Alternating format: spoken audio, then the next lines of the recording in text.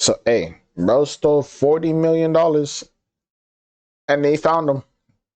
And guess what? I don't even know what, but he was on the thumbnail and he didn't look right. Most people know that I get threatened a lot on this channel. People don't like it when you expose them. I suggest you use the money you got from pumping your Patreon to hire a good lawyer. You're gonna need it. So scammers saying that they're gonna go after me is something that I've long been desensitized to. CoffeeZilla. Nobody knows anything about his family because they don't have the resources I have. But what we don't talk about a lot is that the opposite is also true. When victims of scams learn what's been done to them, the scammer very often becomes the target of a lot of personal threats. Of course. And honestly, most of them seem to take the same approach I do. Can't blame them. Unfortunately, have to ignore it. Because 99% of the time, internet threats are just that, threats, which never go beyond the screen. But this video is a reminder that every now and then, someone will take it all the way. We're talking today about Aiden Pleterski, a scammer who taunted his victims with flashy cars and took their money until it was too late. And he was kidnapped, beaten, and ransomed for $3 million, leading up to this video, which I will warn you, may be disturbing. Twitch, this Everything is that happened is my fault. I'm not going to put the blame on anybody else. I'm not going to try to put the blame on anybody else. I feel humiliated. I feel disgusted in my actions. I feel disgusted in what I did. After 2021, I feel like a lot of it was illegal. All these guys that are owed the money, I'm going to do what I can do to make it right. I'm going to call each and every one of you individually. What you just saw is a man who used to be called the Crypto King by Forbes.com. Crypto King, really? Who took in $40 million via a Ponzi scheme and never repaid his victims. In this video, he appears to be apologizing for those actions, but now that he's free, he says he had no choice. Now, we first learned about the kidnapping back in March when Aiden Pleterski's father claimed that Aiden was kidnapped. But many people, including myself, didn't really know what to make of these claims because no evidence existed besides an interview, which was filed in court. The father says that his son was taken. They basically held him for approximately 3 days, drove him around to various parts of southern Ontario. You know what they should have did? They should have did that. They should have did all that and then made sure that he paid it back before he could leave. Like sent money to accounts. Like before you're allowed to go, you gonna be sending money back from here. Like you got a lot of money, you gonna be sending it back. They gonna send you receipts and you gonna send it back right now. We gonna be watching you. Ontario beat him, tortured him, allowed him to make specific phone calls. Approximately 2 or 3 days later, he was released with the threat that he needed to come up with some money fast. Or they're gonna find him. $3 million. But this week we found out that this kidnapping was very much real and that 5 men were arrested and charged with kidnapping. And we know that allegedly one of the kidnappers, Akil Haywood, actually knew Aiden quite well because he invested with him. Court records show Haywood lost more than $700,000 investing with Pleterski, and in another twist, he was appointed as an inspector in Pleterski's bankruptcy proceedings. That's right. One of the kidnappers was one of Pleterski's victims, who presumably watched him post luxury cars and private jets to social media until he had had enough. And as one of the bankruptcy inspectors, he had access to special kinds of information about Pleterski, possibly including the fact that some of the trustees thought Pleterski was hiding assets. Do you believe that he's hiding assets from you? I have reason to believe that he is still hiding assets, yes. So Haywood likely knew Pleterski wasn't sharing everything, and likely knew other people in the case were hiding information too, like Colin Murphy, one of the fundraisers for this Ponzi scheme. In January, he wiped his phone of all the data which he was asked for, and he had a very bad explanation for why. You wiped your phone before, knowing that they needed what was on it? I keep super sensitive stuff on there with my girlfriend, and it's funny because this Norman Groot guy, he's saying, oh, I'm hiding this information and blah, blah, blah, blah.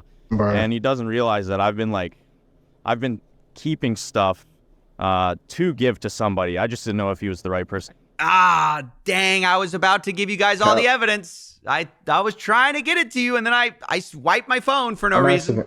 Yeah, this... Bro, you may as well came up with an excuse and be like, I lost my phone, so I want to buy a new one. This may be one of the most transparent ways to hide evidence. Wipe it before and go, I had a girlfriend, guys. Can't hold me accountable. And my point is, these details suggest that Haywood might have believed that Pleterski was hiding assets that he could get that the court simply couldn't. Although it's worth saying, I'm definitely not defending what Haywood did, kidnapping him. Oh, I am. Because not only is it completely wrong, it quickly came out that Haywood isn't some misguided vigilante for justice or something. Given what he did next, he seems about as horrible. Haywood is also charged with threatening an official from Grant Thornton who's overseeing the proceedings for $2 million in cryptocurrency. Never mind then. The accounting firm said Haywood resigned as an inspector. Grant Thornton said, "We've been cooperating with police and have maintained open lines of communication. We cannot comment any further as this is an active investigation." Wow, you heard that right. Not only did Haywood threaten the scammer, he threatened the bankruptcy lawyers in the case and wanted a bunch of money from them, which is really playing both sides in a creative way, I've got to say. And my point is, look, it's not like he was looking for the amount he was owed, which is allegedly $740,000. He was looking for millions of dollars as a payday. So no one in this situation is particularly great. And of course, since then, him and his co-conspirators now face kidnapping charges. But what I do find very confusing is that all of the crimes being passed around here like a game of hot potato, the one person not being criminally charged in this situation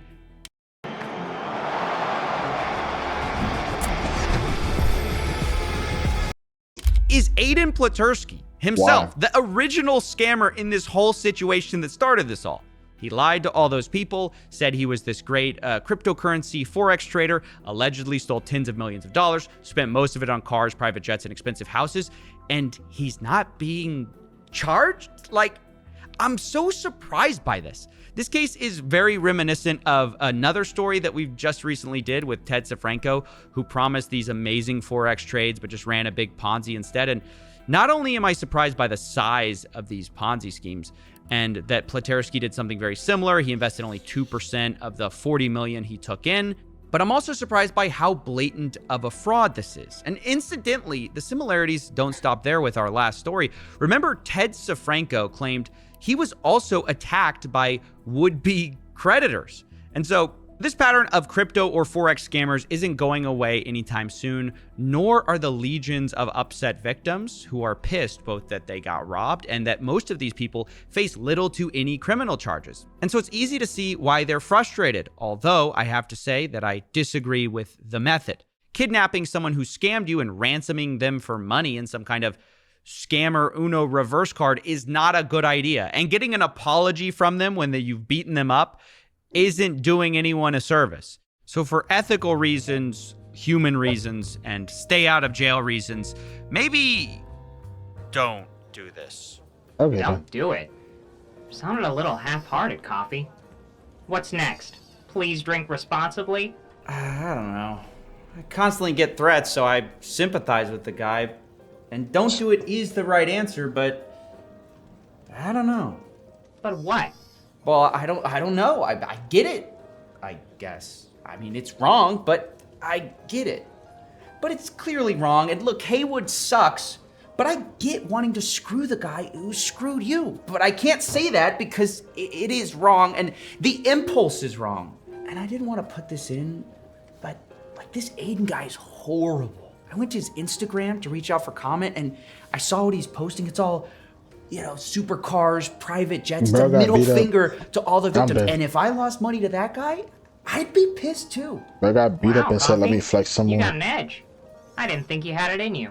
No, I mean, I wouldn't do anything and I wouldn't change what I said. Don't do it is the right thing, but sometimes the right thing feels...